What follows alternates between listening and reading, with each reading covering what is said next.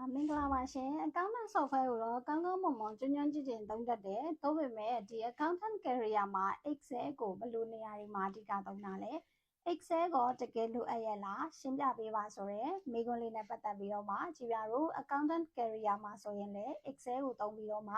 ဘယ်လိုနေရာတွေမှာအဓိကသုံးလဲဆိုတာကို sharing လုပ်ပေးသွားမှာဖြစ်ပါတယ်ရှင်။ကြည်ပြကတော့လက်နေစေကွန်ပျူတာသင်တန်းမှာ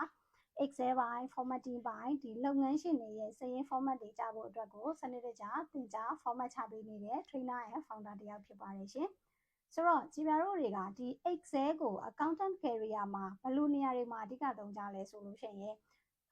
အဓိကသုံးတဲ့6နေရာရှိတယ်။ပထမဆုံးနေရာကကြတော့ data entry သွင်းတဲ့အပိုင်းတွေမှာအဓိကသုံးပါတယ်။ဒုတိယတစ်ချက်ကတော့ price list တွေချိန်တဲ့အခါမျိုးတွေမှာအဓိကသုံးပါတယ်။တတိယတစ်ချက်ကတော့ monthly report တွေထုတ်ချင်တဲ့အခါမျိုးတွေ yearly report တွေထုတ်ချင်တဲ့အခါမျိုးတွေမှာဆိုရင် Excel ကိုအဓိကသုံးကြပါတယ်။စတုတ္ထတစ်ချက်ကတော့ဒီ software ထဲမှာပါထားပြီးသား financial statement တွေကိုလိုချင်တာမျိုးမဟုတ်ဘဲနဲ့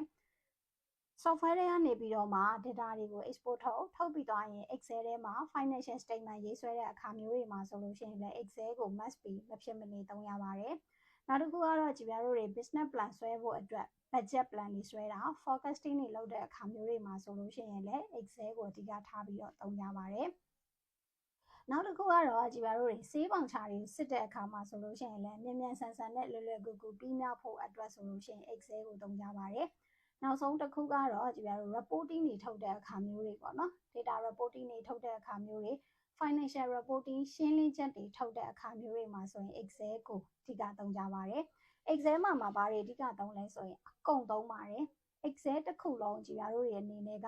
ကျွမ်းကျင်နေဖို့လိုအပ်ပါတယ်။ဥပမာဆိုကြပါစို့ financial reporting တွေမှာဆိုရင် function တွေကောင်းကောင်းသုံးတတ်ဖို့လိုအပ်တယ်။ပြီးတော့ရင် pivot table တွေကောင်းကောင်းသုံးတတ်ဖို့လိုအပ်တယ်။ပြီးရင် monthly report တွေ yearly report တွေမှာဆိုလို့ရှိရင် summarizing လုပ်တဲ့ conditional function တွေသုံးတတ်ဖို့လိုအပ်ပါတယ်။ data entry သွင်းတဲ့အခါမျိုးတွေမှာဆိုရင် Excel ထဲမှာပါတဲ့ tools တွေ features တွေတစ်ခုချင်းစီကိုကောင်းကောင်းမွန်မွန်ကျွမ်းကျွမ်းကျင်ကျင်သူ့ရဲ့ option တစ်ခုချင်းစီသူ့ရဲ့ဆောင်ရန်ရှောင်ရန်အားလုံးကိုသိထားမှသာလျှင်ကြည်ပြတို့ကမြန်ဆန် data entry တည်ဆောက်နိုင်မှာဖြစ်ပါတယ်။နောက်တစ်ခုတော့ price list ချိန်တဲ့အခါမျိုးတွေမှာဆိုလို့ရှိရင်လည်း Excel ထဲမှာပါတဲ့ tools တွေ features တွေကိုအဓိကထားပြီးတော့သုံးကြတယ်။အဲ့တော့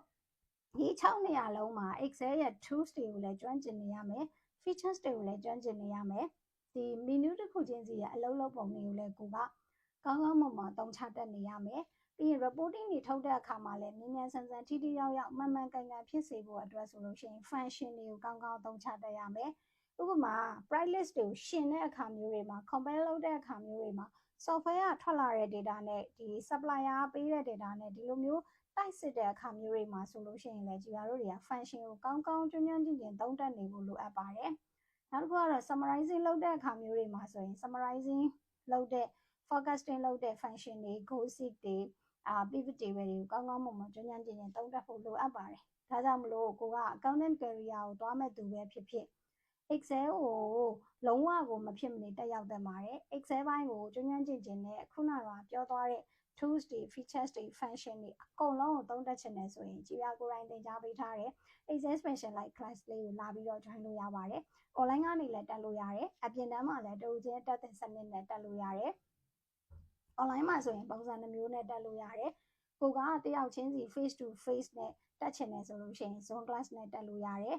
အဲ့လိုမဟုတ်ဘူးကိုက video class ကို join ပြီးတော့မှကိုအားတဲ့အချိန်ကိုအဆင်ပြေတဲ့အချိန်လေ့ကျင့်ခန်းတွေကိုထပ်ပြီးတော့မှ certificate class ကိုတက်ချင်တယ်ဆိုလို့ရှိရင်လည်းတက်လို့ရပါတယ်အသေးစိတ်မေးမြန်းချင်တယ်ဆိုရင်တော့ကြည်ရတို့ရဲ့ Facebook page TikTok Messenger